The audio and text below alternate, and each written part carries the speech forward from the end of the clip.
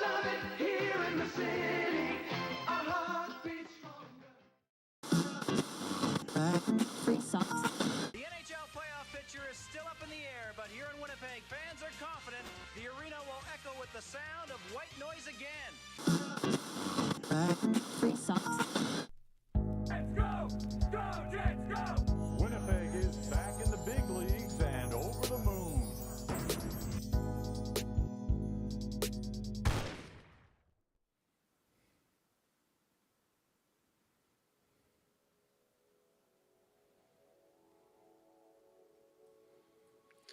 Welcome back to the landing strip presented by From Financial.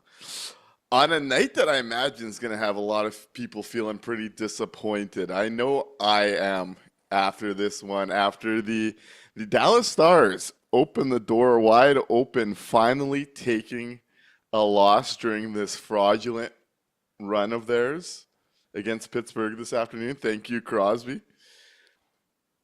And the Winnipeg Jets had a chance to kick that door right off the hinges and unfortunately come out with one of probably their worst starts in a while. Definitely unfortunate. Mikey, how you doing, man? Disappointed, like I think a lot of people are. Mainly because the Jets made a liar out of me. I said they like to show up on big games, on national games, right, when everybody's watching. And tonight they decided to absolutely not do that whatsoever. Maybe a little bit of a pushback in the third, but overall that was just a real bad effort, I think, from the group, and just a bad game. When, like you said, they had the opportunity to really put a stranglehold on the division with that Dallas loss today. So it just makes Monday and Thursday this week even more crucial. Yeah, and I got to take some blame here. I see Choices TK over on Twitch is here to give it to me. And I got to say, I was watching that Dallas game this afternoon, and I got really giddy. And coming into this one tonight, I don't bet much anymore. I'm not as much of a sports gambler as I once was. It's kind of funny. All the advertising money that they pour into podcasts and media and stuff has really turned me off of it. Compared to where I used to be. But I saw the Dallas game. I was watching the third period. I saw the result. And I said to myself, there's no way this Winnipeg Jets team is losing tonight. And I made a wager. I bet on the Jets to win. And Choices TK is here to say, I'm just here to blame Nick for his loss because of the jinx he put on the Jets in tonight's game due to his proclivity to gambling.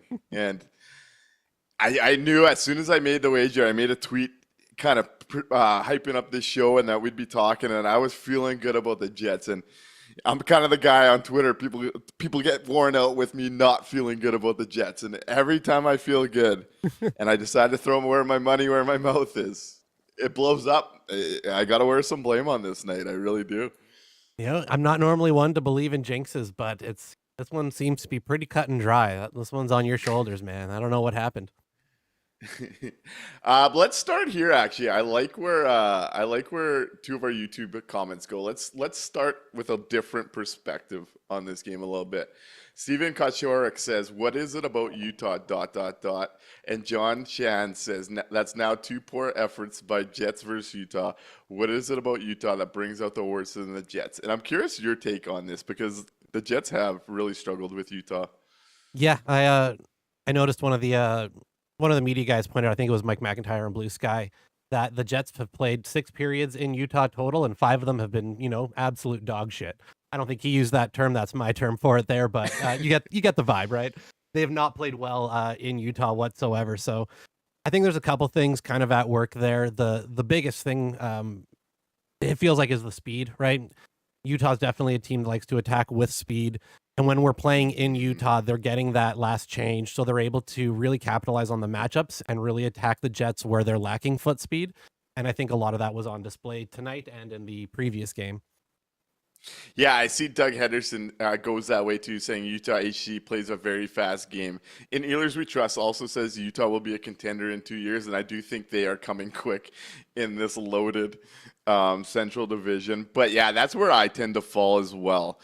I've talked about it a lot this year, but the one area that the Jets really do struggle with, especially if they don't control that neutral zone, right, where they can kind of slow teams down and turn it back the other way and get to work, get working in the cycle, control that ozone.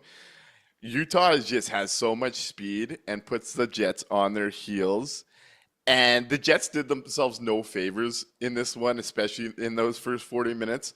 There was a ton of turnovers at the blue lines, bobbled pucks, errant passes that you're going against a team that you already have some struggles against how they play the game.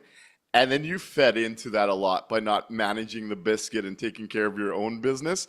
I thought that the first 40 was just basically a prime example of Utah doing the things that this team struggles with, and that's moving with speed, attacking on odd man rushes, taking advantage of those turnovers. And the Jets really feeding into that aspect of the game. And yeah, that's now 2 tough trips to Utah. And it's not like Utah is a big party city or anything. I got one tweet about that.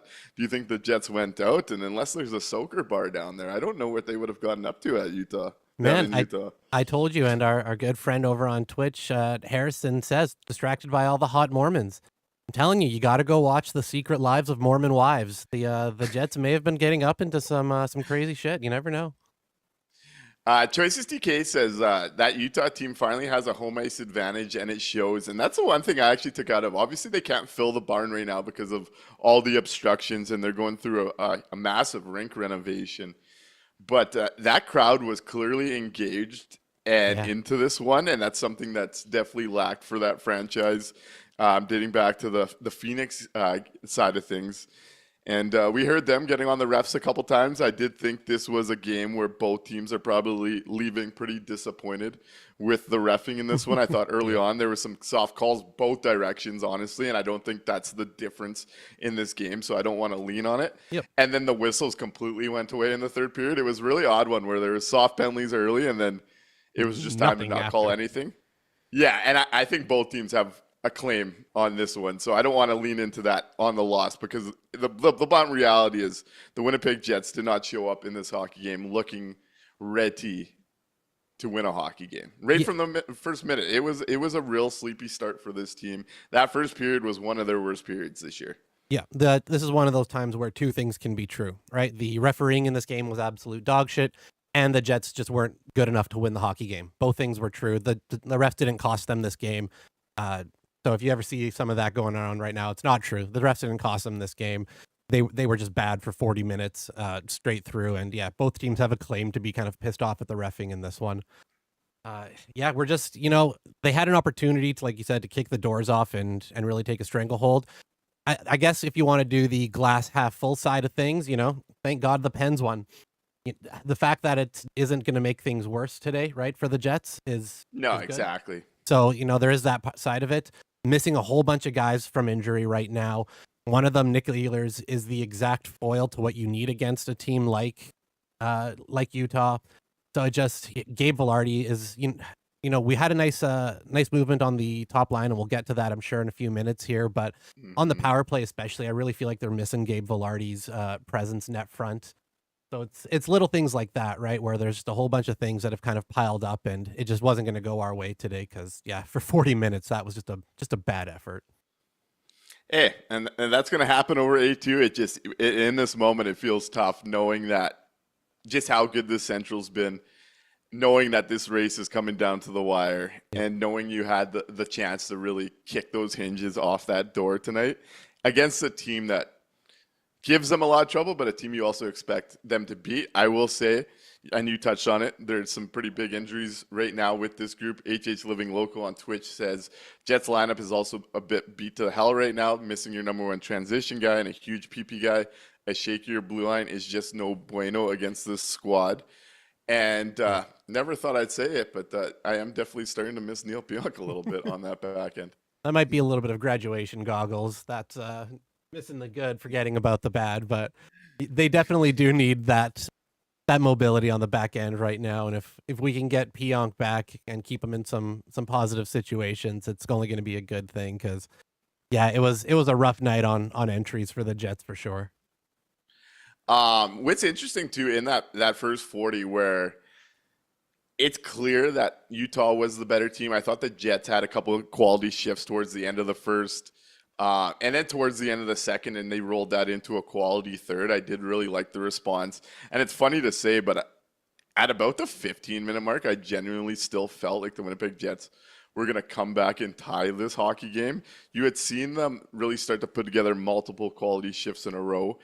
It was just too little too late, and Karel Vejmelka makes some big saves down the stretch in his 20th consecutive start, by the way. Pretty crazy. But one area we've been talking about late that felt like it was really rounding into form, that really kind of kicked them in the ass a little bit today was the penalty kill. The first two goals come on power plays. Clayton Keller gets that first one after Adam Lowry wins the draw clean, and Stan sends it over to Iafallo. He maybe doesn't get back to the net front quick enough, but Iafallo has the controlled play, turns it over.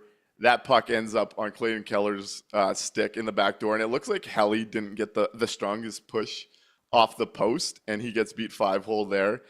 And then in the second goal to go up 2-0, and what really did feel like at that point in the game, I remember before that power play, or at the first intermission, I texted one of my group chats, Thick Boy Gang, that it felt like the kind of night based on the first period that the next goal might win this one. I thought it was going to be hard for the Jets to score 3 based on what we'd seen at that point. And then a minute into the second period, Adam Lowry gets a great look on the penalty kill on a 2-on-1 and forces the pass despite having a shot. And we did see a lot of that today too, which is frustrating for a team that was struggling to score, is how many quality looks right in the slot did they pass off to the side. The Vlad Mestikov one stands out to me, where he's all alone and tries to force it over to Perfetti and just misses. So there was a lot of that that's frustrating, obviously, to watch as well. It was one of those rare nights I wanted to be the shoot guy from the crowd on my couch. But Lowry doesn't shoot on that 2-on-1. The Jets don't get a shot on net. And then it comes the other way. And on the Barrett Hayden goal, Keller and Dylan Gunther just create wide open seams, like right through the middle of the ice and then right through the crease. That power play really did pick apart the Jets defensively tonight on the PK, so that was tough to see on a unit that we felt has really been turning a corner. This was a bit of a step back for that group. What'd you take out of that side of it?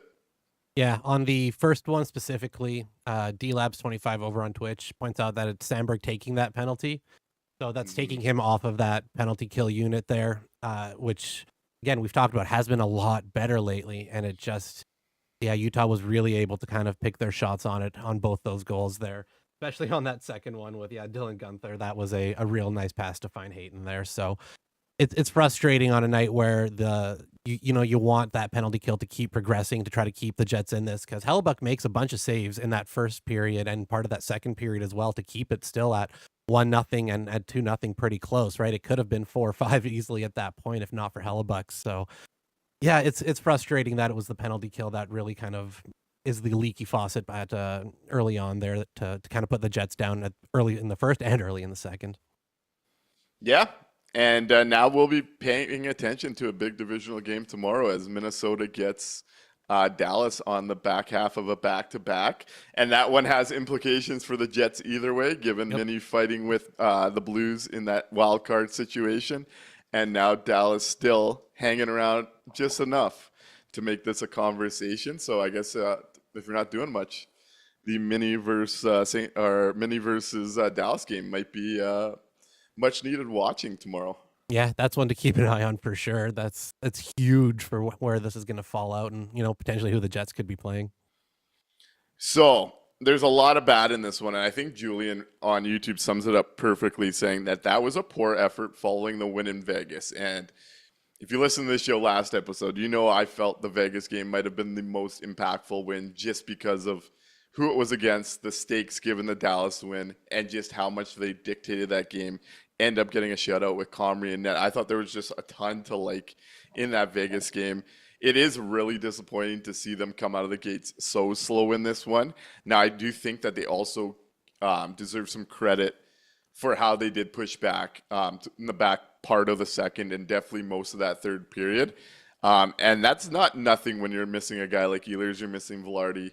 And you don't necessarily like the Jets are a deep team, but you start losing those top six pieces. They're deep on quality depth, not guys that could kind of fill those roles. And I thought that was on display today, especially the Nick Ehlers portion of it. We know he's the biggest differentiator at 5-on-5. We're talking about a game where you could really use speed in transition and have a second line that could really produce offensively, because for the most part, and this is a rare one for me, I thought the top line was really the only thing going for the Jets, and you don't see that often from this Jets team. Yeah, I think we have to make sure we differentiate between depth and skill depth, right? The Jets have third and fourth line players, till tomorrow, right? They've got a ton of guys that can cycle through the third and the fourth line, play the system, not look out of place, and play really good minutes. They don't have a lot of skill outside of what gets played night in and night out. That's why at the deadline, we were really hoping to add another skill piece to that second line, because these situations like this arise where injuries start to happen. Because once you start losing Nick Ehlers, Gabe Vilardi, those are two huge holes in your top six that you have to now replace with those third and fourth line guys who, for a short stretch, can fill in, can look okay, but over a long period of time, there's a reason why they're not second line players normally, right? It's not like we're, hiding a whole bunch of skilled guys on our fourth and third lines and nobody knows about it. So it's instances like this where we have, quote unquote depth, but it's not a skilled depth group after the guys that are normally in there. And it was on display tonight. And the coaching staff didn't like this game, because we saw the blender on display quite a bit tonight, and it went to some interesting places, and some places that worked, some places that not so much. We finally got the one thing I've been looking for, and I know it goes against our boy on Twitch most nights, Zooch40, because he wants IFL to stay on that top line, and they were good. I thought the top line was the only line that was really pushing for the Jets in this one. I thought Mark Scheifele looked like the Mark Scheifele that's been coming out of that lengthy slump. He gets .800, which is just massive in his career. Huge. On a third whack is the charm. Kyle Connor gets set up for that one-timer. Ian Cole blocks that Perfetti rebound, and Mark Scheifele's there to finish it off. And then that line follows it up the very next shift with a great cut to the middle from Cole Perfetti, who dishes it off to Connor and finds a streaking Mark Scheifele. I thought that line was really pushing to give the Jets something. And we saw today, your boy, Cole Perfetti, get moved up to the top line. He played about the same amount of minutes today at 5-on-5 as Alex Iafallo did with that group. We saw Alex Iafallo get a mix with Nemestikov and Nino, and then Nemestikov and Tanev as the third line went back to Lowry, Appleton, Nino. Would you see how the blender tonight? Would you think of some of the spots Scott Arniel went? So we need to just throw a cape on Cole Perfetti, because he's there to save the day wherever the Jets need him now. Wonderful to see him get popped up to that top line, and they just gel right away. One of the things about Cole Perfetti that has always been, just really attractive as a hockey player is his IQ, right? We talk about it, how well he sees the game, and getting him out there with a Mark Scheifele and Kyle Connor it's such a natural fit. So it was real nice to see Cole Perfetti get up there, and then, that top line be easily the best line for the Jets all night. They played, like you said, about the same amount of minutes 5-on-5 as that line did with Alex Iafallo, and I think, honestly, they looked even more dangerous with Perfetti on that line than they did with Iafallo. So, I was worried at first because it didn't look like, and I know everybody jumped right away, oh, he's gone to the blender. He was resting Iafallo, I think, that first time in the first period. I don't know if he was jumping to the blender that early, that quick. I feel like Perfetti was getting just kind of a quick look there, and when the game didn't progress, he went back to it afterwards, because then they still jumped back right to Iafallo on that line for a bit. So I was surprised, actually, that they stuck with Perfetti on that top line to finish off the game. I was real happy about that. I worry that it's not going to be the case next game. We're going to be straight back to the lines that started today again, especially since the Iafallo line didn't really look terrible with Scheifele and Connor, right? So I could see them going back to it, but it was nice to see that line get an extended look in this game. Yeah, in 6 minutes, 37 seconds of 5-on-5 play, Cole Perfetti with the top two outshot attempt the opposition 11-6. which you want to see. And I thought they felt dangerous. You see, no, I think the big difference here is like you know what to expect from Alex Iafallo, and he does all those little details well. He's in the right place. You expect him to forecheck. You expect him to make the smart defensive plays. What I see in the difference is I see all of that in Cole Perfetti too. He's a sound defensive hockey player. He thinks the game well. He sees the game well.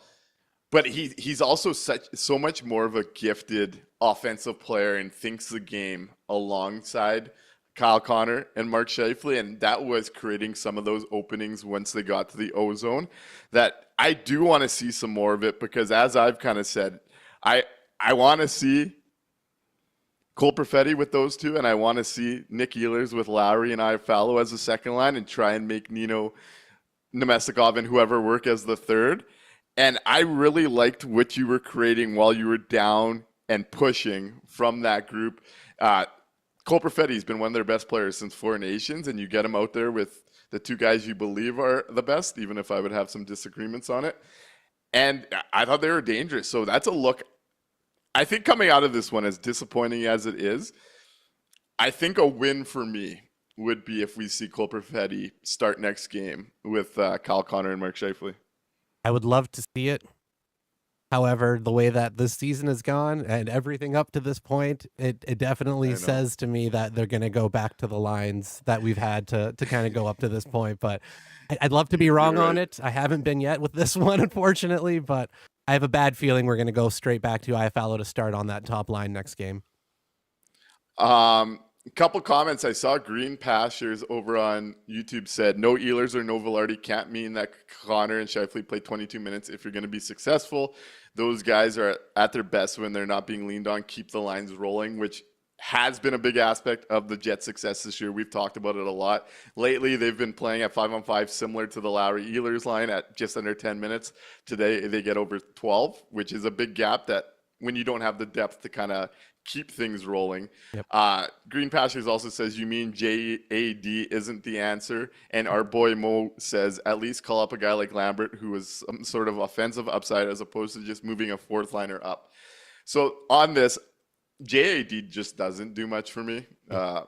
In both games, I can't say I've been impressed there. And I see the idea, though I will say I get the vibe Ehlers isn't long-term. Like we're talking about him being a game time decision today already. If there was more of a runway for his injury, I think you go that direction. But I'm assuming, based on the conversation around it, that Ehlers isn't going to be out long term enough to really go that route. Yeah, I guess we might see him Monday. If not, I'm guessing we see him Thursday against Dallas. Yeah, Ehlers I don't think will be long term. I'm not getting that vibe. The long term one is Velarde, if we're going to be seeing him back at all anytime soon. The thing with Stenlin, jeez. Stenny. I know, right? He had that goal tonight. That's why he's on my mind. Who knew Kevin Stenlin could rip a corner bar from the top of the circle? I got to watch that guy. I got to watch that guy for a whole season in Winnipeg, and I can't say I thought he had that in him. Right? Jesus. Yeah. JAD, the reason I think he's going to be sticking around now is they gave him a real number today, right? So he's not just on that temporary 70 whatever number. He's they gave him Stenlin's old number, which is why it looks like he'll be sticking around for a bit. Now I don't know if that means he'll be in the lineup, if anything. So yeah, Ehlers I don't feel like he'll be out long term. We're still just going to be that top hole with Velarde's spot and what they end up doing with that going forward. If it's going to be Perfetti and they move things around, or if once Ehlers is back, if we're just going back to the lines as is, and then just Iafallo on that top line to fill in the hole. A few other spots the coaching staff went today that I thought were really interesting and kind of do tell us some things. First, to start the game, we got to see what a lot of people have been hoping to see, and that was Lowry back with Tanev and Appleton. And I'm glad he moved away from that. That line was not good to watch. This is a night where we know what Appleton's role is, despite a lot of frustrations with some of the offensive side. He's supposed to be a guy you can kind of trust in the D zone. He can move a bit. He's getting in on the forecheck. This was a night where I thought he really, really struggled on his wall in the D zone, which helped that line get hemmed in. Yep. Though I didn't think Brandon Tanev was that much better with how much he was turning the puck over when it ended up on his stick. You could see why Utah was really able to cave that group in early. Is they were fumbling everything. They were giving up everything the other way, and it just was not good. But we end up seeing an interesting switch that ends up working. And I think Arniel deserves credit for what he saw to go there. When we got Perfetti on the top group, we ended up seeing Alex Iafallo, Vlad Nemestikov, and Brandon Tanev. And that line actually did become a bit of a spark plug for them. We saw Iafallo and Tanev really getting in on that forecheck, throwing some body. In 3 minutes and 22 seconds together, they outshot attempt their opposition 8-3. And not a line you expect is going to put up any goals. But I did think that switch and the Perfetti switch really did give the Jets more to their top 9 for that push in the third period. And I think that was actually a strong read from Arniel to go there. That fourth line to me was a struggle for a lot of it, though they did create some better chances the other way as that game went on. One that stood out to me was Gus kind of trying to do the Kevin Stenlund in that third period. And I did think after you saw that blender come out, I thought the team really responded well in the third. It was just too little too late. So I do think the coaching staff gets credit there because the switches worked. And we did see them respond with a really, really quality period from all of those lines, so to speak.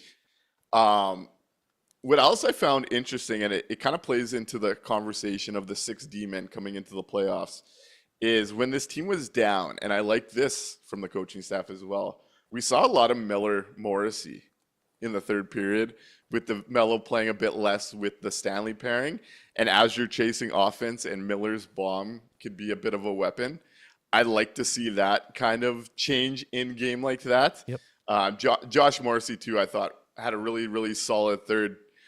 He's been so consistent at changing his game when this team's down and really jumping in and almost becoming a fourth forward. And we saw a couple of shifts with Perfetti, Scheifele, and Connor where it felt like it was the 4 of them on offense together, really picking apart Utah. They just weren't able to capitalize. So I thought those changes were also interesting from Scott Arniel. Would you think there? And are we starting to get the tell that it will be Miller come playoff time when Pionk's back? All the signs are pointing to Miller carving out a regular role here. So if they go against that and all of a sudden he's riding the pine, I'm going to be pretty surprised. There's no reason on ice to take him out of there. He's giving you a different dimension depending on which pairing and which partner that you've got him. That shot is just, it's a game changer, man. If you can get one of those to connect like they did in the last game, it's huge, right? So yeah, I'll be absolutely shocked if Colin Miller's the one that has to come out come Pionk's return, which seems to be edging closer and closer. So we're going to get some clarity on that, sooner rather than later. It feels like I don't want to be the wet blanket, but I'll be the wet blanket, I guess, for a quick second here. All those changes come when the Jets are playing extremely poorly, down real big on the scoreboard. Arniel has told us many times during the year that that's when he kind of likes to do things to just make the minutes work in a way that he likes. So they kind of moves things around. They find two lines today that actually start working, right? That Perfetti moving up to that top line, and then that that kind of revamped third-ish line with Nemestikov. So great. They kind of ride that out for the last little bit of the game. They get, 4 minutes of ice time on that third line and 6 minutes on that other line. And I'm sorry, we're just going to jump right back to the original lines in the next game. Monday, when we go to face off against St. Louis, it's not there in their DNA, unfortunately. I think we're going to be going back to that straight up lineup that we've seen, and we're going to have to pray and hope that it's the right version of it that shows up. I want to go 2 places here. Actually, I'm going to go 1 place, then we'll get into the From Financial face-off, and then we're going to dive into In Ehlers We Trust, asking about the power play after the From Financial face-off. Sound good? Yeah. On the minutes thing, Green Pastures points out, JAD getting more minutes than Gus and Barron is a head-scratcher, even situationally. It's not like the regulars can't kill penalties. And I bring that up because D-Labs also says, does JAD or Gus come out? And it seems like somehow JAD passed Gus in the depth chart as he jumped in ahead of him last game, played more minutes than him today. Not sure I see that one. I'm a well-known Gus believer and fan. Don't understand that one. What do you think the staff's seeing out of JAD, who I guess plays a grinding, heavy game, but I just don't see it with him compared to what we've had here.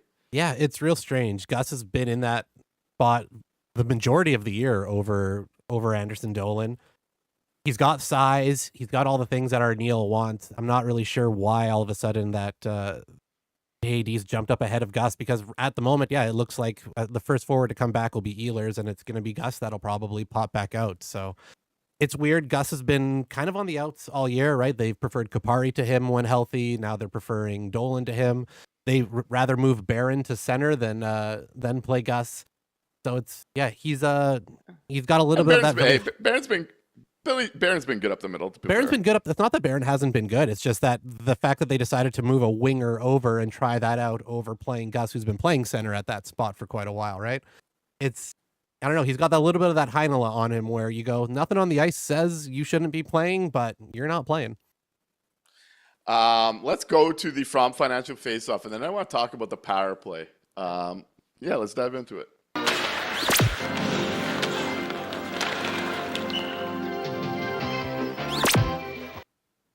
Right on. So, the From Financial Faceoff segment, what did you feel was missing? What was potentially the difference maker in this game? Mikey, I'll let you begin, and I want to see what the chat thinks here. Let us know, and we'll dive into your takeaways from this one on this night. And I think there's a lot of places we can go on a night like today where it feels like a lot of different things were missing. Mikey, what's your From Financial Faceoff from the Utah versus Winnipeg Jets game tonight?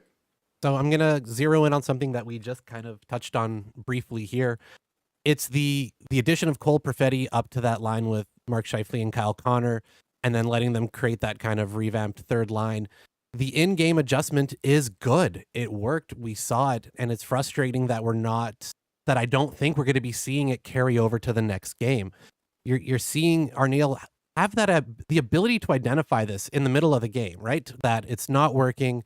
Cole Perfetti, hey, I'm going to give him a quick run with Scheifele and Connor here while Iafallo catches his breath. That looks really good. Let's make that as a line. We try that out, and it works. And I'm just frustrated that I don't think we're going to see that for the next game to start off, when I think they deserve that as a top line that's missing Gabe Vilardi. Potentially, you could still be missing Nick Ehlers out of your top six. It makes so much sense to load that up, and I'm worried and I'm frustrated that we're not going to get to see it, because we know he can do it because it worked today. Please do it going forward. Come on, Scotty. Yeah, we'll see what happens. I definitely like the looks. I thought both sets look good, but I really want to see Cole there. There's so many places I want to go because there was a lot missing in this one. On one hand, I want to say the From Financial Faceoff is missing that killer instinct after Dallas opens that door wide open, and you could kind of kick the hinges right off today, and you come out sleepy for the better part of 40 minutes. That felt like it was the From Financial difference in this one. Puck management and feeding into Utah's speed game that the Jets struggle when they're on their heels was missing. But let's go with the impact of Nick Ehlers, because obviously it's been a hot debate, and I've been very steadfast at the Winnipeg Jets and how much of an impact player Nick Ehlers is to this depth chart, and how he's, for the most part in his career, you're seeing the Perfetti emergence take some stress off there. But for the most part of his career, Nick Ehlers has been the depth scoring and the depth difference maker for Winnipeg. In a game where speed matters, no one's quicker and no one's better in transition than Nick Ehlers. And you see a bit of what this forward depth looks like should he walk out the door this summer. So let's go with Nick Ehlers missing and showing the cracks in the forward depth chart, despite having 14, 13 quality NHL players. The top end of it matters a lot, and Nick Ehlers is a big reason. that's where I'm going on my From Financial face-off today. Yeah, we've had two opportunities this year to see what life without Nick Ehlers is, and it's not a wonderful life, guys. That's a massive hole that we do not have in-house right now, the ability to fill. So, what's the, call your congressman, call your MLA, demand Nick Ehlers be signed. This is one of those things we need it to happen. Get the picket signs out. That's right. Turd Ferguson says his From Financial faceoff is not showing up on time on a night where Dallas gave you the chance to stomp them into second place. And I do think that's the biggest thing coming out of this one. Just on one hand, this is an individual game, and the Jets have been playing really good hockey. So I don't want to beat up on one game too much compared to some of my old rants as the season gets unveiled. But this game just had such a big narrative storyline above it that could have really sealed the deal for them. And in this moment, it's hard not to feel that. And if Dallas does find a way to win the first place in the Central in the remaining 6-7 games here, we're going to be thinking about this game a lot. We're going to be thinking about this one. In your opinion, what do you think was more of the issue early on? Just that the players overall were flat, and it wouldn't have mattered what the lines and the personnel groupings were?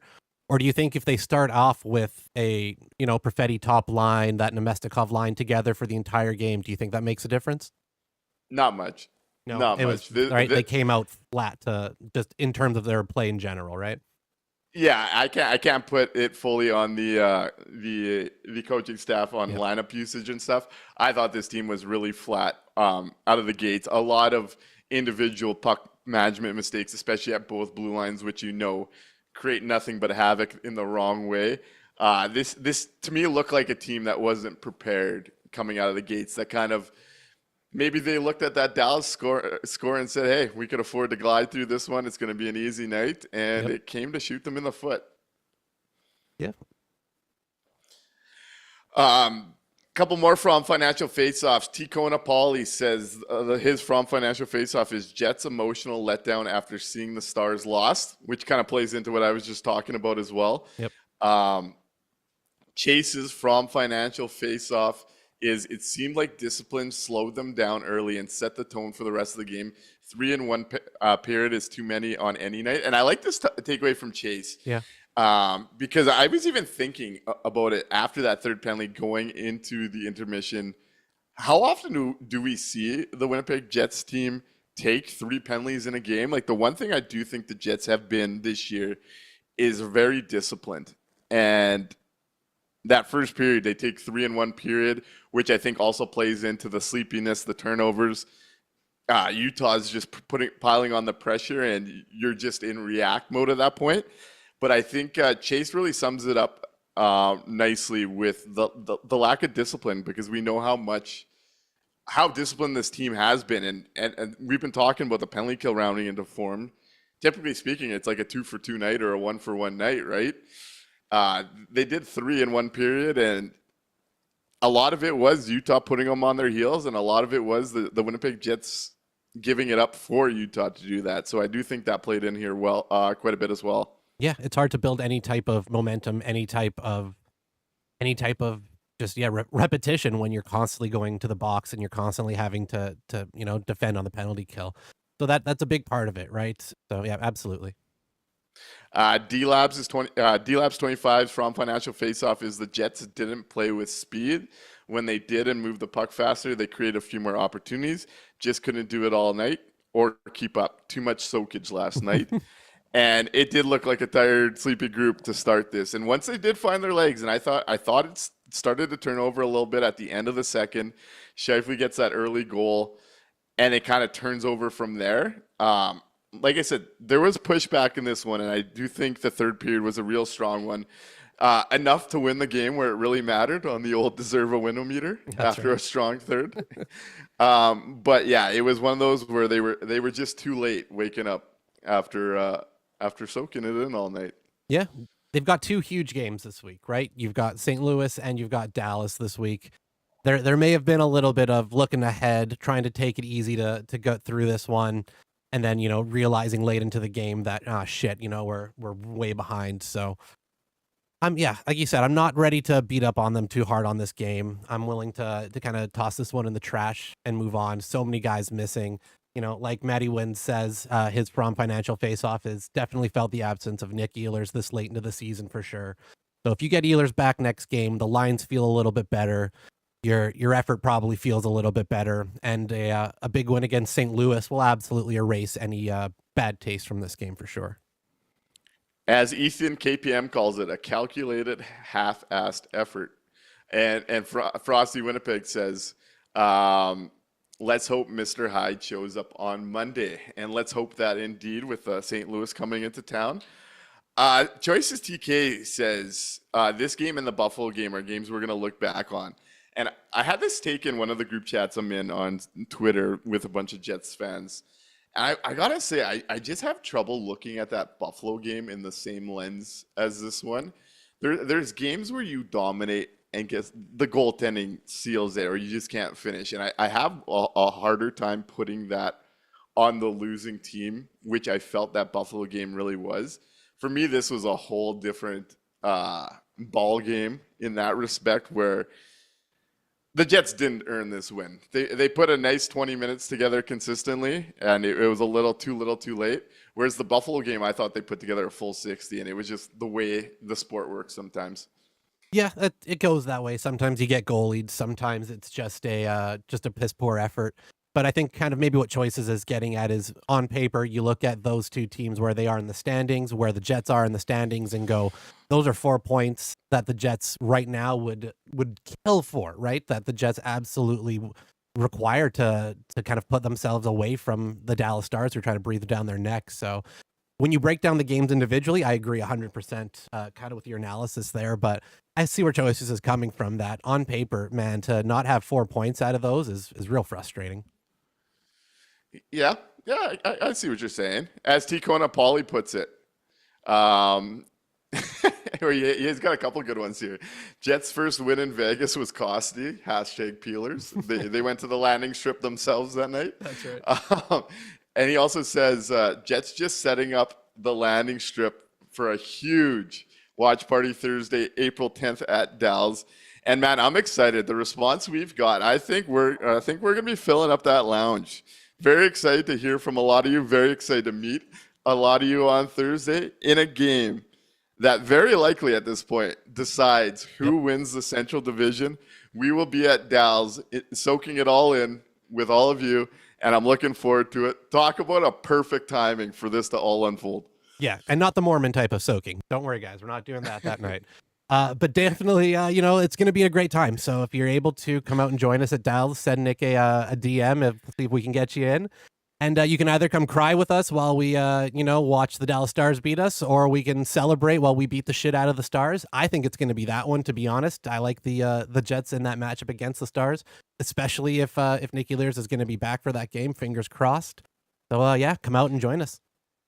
Yeah, I'm imagining Ehlers and Pionk are back for that one. Ooh. And I'll say this. I won't bet on that one, but I did say on Twitter today, I feel really confident. Well, we'll see what happens Monday, of course. I feel really confident with the level that the Jets have been playing at versus what Dallas has been playing at. The Jets' process outside tonight has been so much better that I do think they're getting Dallas at a good time, where the Jets offensively have been really sound. This game withstanding. And Dallas has really been sneaking out poor played games against weaker comp. Dallas, to me, reminds me of the Winnipeg Jets team. We'd consistently call frauds down the stretch, and then they'd win a game, and everyone would be like, you guys are idiots. Dallas reminds me of that right now. I feel more comfortable with where Winnipeg's game is than Dallas. That I feel good going into that one. I truly do. Yeah, I agree. Dallas, I don't think they're the frauds. They're the real frauds this time around, which is nice. And just the Jets matchup on paper with them is really positive for the Jets. And if we're going to get Ehlers and even Pionk back, the depth chart starts to look real favorable in our favor as well.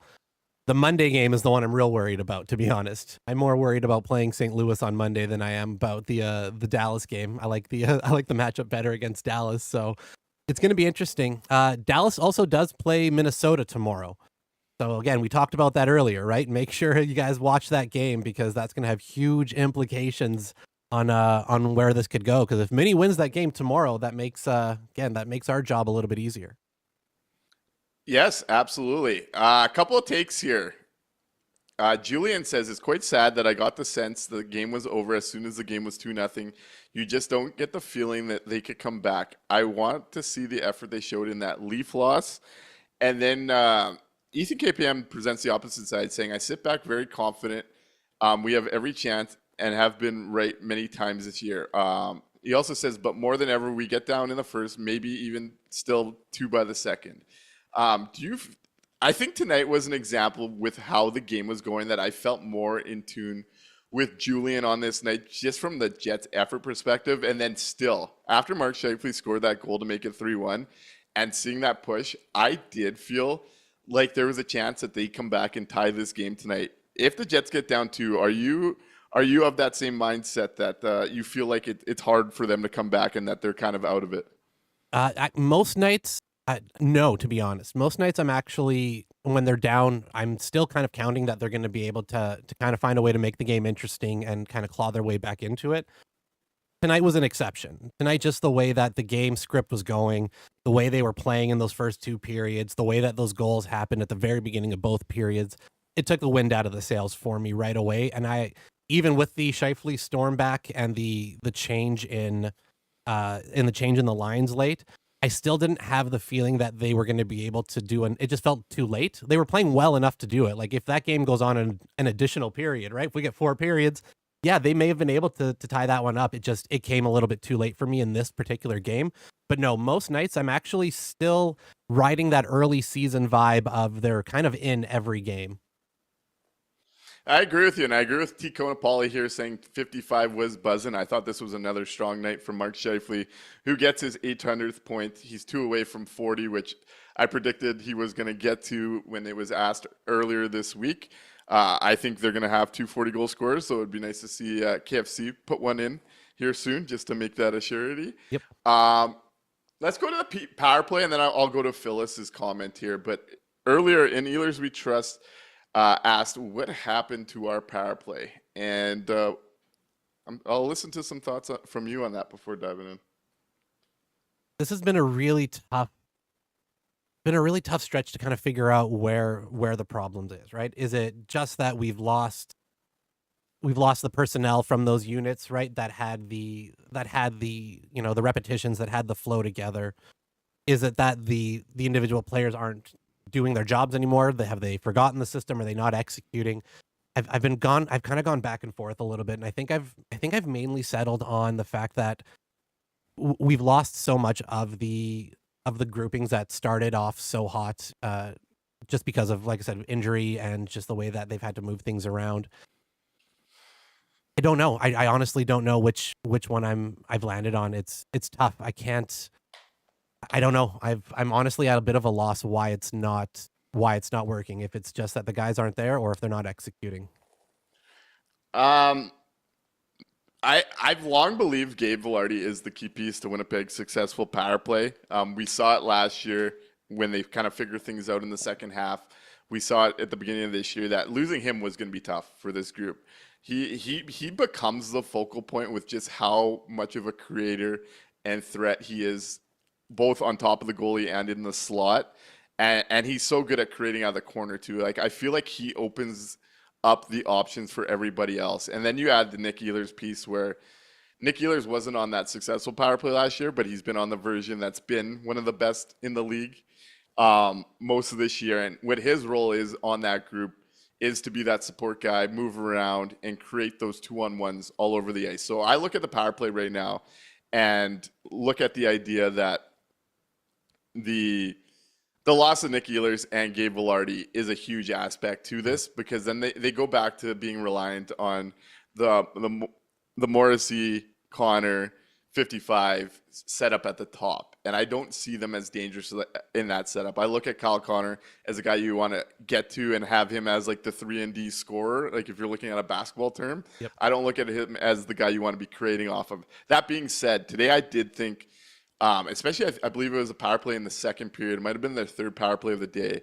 I did think they still created some dangerous looks. Mark Scheifele got that look from Morrissey and Connor in the high slot that he rang bar. He then got a backdoor look from, I believe it was Perfetti shortly after that. Yep. I thought, like Ticona said, I think Scheifele was buzzing in this one. So I think it is a mix. I think it's mostly just missing two very, very key pieces to what makes that power play tick. You go from a power play that has really 5 options that could create a dangerous look to one that has, you know, who the key guys to isolate are, and that makes it a lot easier to defend. Yep. So I'm still not ready to beat up on the power play too much because of those losses, and I think Gabe is such a big piece to it being at its very best. I mean, he's got 21 power play goals in the last 2 years, and you have to worry about him, which opens up somebody else, right?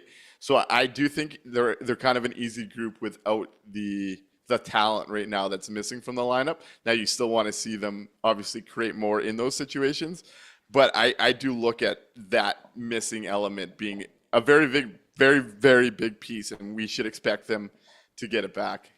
So I guess my question is, what do the Jets do if Gabe Vilardi is not set to come back anytime soon? How do they? Because Cole Perfetti in the Vilardi spot, and Nick Ehlers is coming back. There It's we go. okay. It's See? okay. I'm saying. It's the loss of both. It's like you're losing 2 elements that are just so hard to replace. You get one back, and you can make one other spot work. And I think Perfetti can do that. I just think without both elements, it's a hard thing tonight. I just wanted you to say Cole Perfetti in that spot. Oh, there you go. Glizzy Water Soup. Nick does indeed have a zinner in. A bit of a addict to these things, unfortunately. I want to go to Phyllis's point because I'm gonna disagree with our friend Phyllis a little bit here. Phyllis comes in late here and says, "Hey, Nick and Mikey," which Phyllis, always lovely to have you. Hey, Heartbreaking loss tonight. Too many line changes, change the chemistry and configurations. Now, I don't agree with that. I don't look at this game as too many line changes causing some problems with the chemistry and whatnot. Because when Arn Neal went to the line blender and actually changed them to a lot of things we haven't seen, the Winnipeg Jets responded with their best period. I still am a believer in Plan A being inefficient with the lines. And at this point, they've played 70 games or whatever with them. So that's the group they're going to be. I just can't buy that this falls on chemistry. What about you? I can definitely see it falling on chemistry if you look at it in terms of all the players that are missing via injury right now. Right? No Gabe Vilardi, no Nick Ehlers, no Neil Pionk are 3 really big offensive pieces. Are 3 big offensive pieces. 2 of those pieces are a real big part of your transition game, a big part of your speed game. So in that aspect, I definitely agree. The in-game changes themselves, I personally really liked. They ended up in a lineup that, especially that top line, that I really, really liked, and I think really works and would work long term. My concern, like I mentioned earlier, is more so that I don't think we're going to be keeping any of those things that worked, and we're going to jump back to the kind of regular structured lineup. Now, that looks a little bit better if Ehlers is back, especially for Monday's game. Then if we do play that lineup that we played against Vegas, I'm a little bit more okay with that. But if there's no Ehlers and the lines start next game like they started today, I'll be a little concerned. See, honestly, coming in, I didn't mind it. I mean, Nino for me is the natural guy to move up into the top 6, and it obviously didn't work in this one. I wouldn't, if you're going back in with the same group, I would make like a minor change, and that would be I would just swap Lowry and Nemestikov, and I would look at Lowry, Nino, Perfetti, and Nemestikov with, I guess, who would it be? Appleton, and I guess today was Tanev. I might try something a little different there. But, I think the coaching staff went to an okay start, and I really liked what they did on the fly, and they got some immediate results out of it. So I'm having trouble beating up the coaching staff for the chemistry stuff today. Yeah, it wasn't their worst performance from Scott Arniel's group there. They were doing whatever they could to try to make this one work when it appeared real early on that the Jets were going to be fighting from behind. And it does look like Phyllis definitely agrees with me on something here, saying that's fair. Nick struggling though, especially though was Tanev with Appy and Lowry, and I thought that was the worst line we saw today. Agreed. They had a lot of troubles as a group early in that game, and that switch was very much needed. Phyllis also said I liked Fetz with Scheifele and Casey, and I did too. That's a look I'd love to see more of, and we're getting tight to this end of the year, and this idea of wanting to see new things I know is like maybe crazy to some, but I do think the Jets get more out of their top line, which is so important to me, with Cole Perfetti there, and what they could kind of create more consistently he was crashing offensively. the net tonight. He was going net front. They had 3-1 for the high date. Like Perfetti on that line works. He knows what the role is for that spot, and he doesn't care that he's not the big fucking hulking guy. He's gonna go do it. He's gonna throw himself out there. So, man, like I said, Cole Perfetti, put the cape on him. He's Superman. He's coming to save the day. It also He ran over Valmalka tonight. Exactly. Thank you, Phyllis. It also selfishly gives me an opportunity of seeing Ehlers and a potential Velarde healthy together again at some point, which to me continues to be the winger mix I really want to see get back together. Ehlers, Lowry, Velarde. That would be nice, but we're not going to see it. But that would be Never nice. happened, but how nice. If Perfetti works on the top line, all of a sudden we get Velarde back, and he's got to play with Ehlers. Like, whew, that to me is very good. That to me is very exciting. Now it does getting excited about things that aren't going to happen again, but that's where excitement comes from me and trying to raise the ceiling of a very good hockey team. Yep. But we've been talking for an hour here. Frustrating night, but some good to pull out of it. And I'm curious to see where Arneal goes heading into the St. Louis game. Let's go into the 3 stars here and get out of here a little early tonight. Let's do it.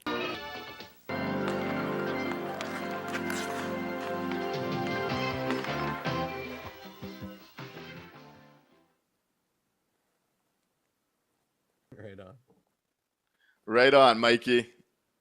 You started off, buddy. All right, let's go. So at my 3rd star tonight, Mr. 800, Mark Scheifele with the goal tonight gets to 800 points as a 2.0 Winnipeg Jet.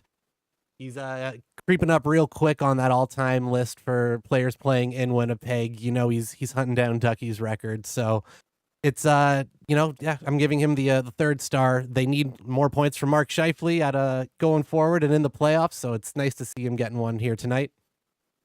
Number 2, I don't like to give out stars to the other team, but I'm going to give Valmalka one tonight because he had some real nice saves in there. He, the Jets definitely didn't deserve to win this game through 40 minutes, but the work that Valmalka put in that third to definitely keep them in it, I think deserves some credit.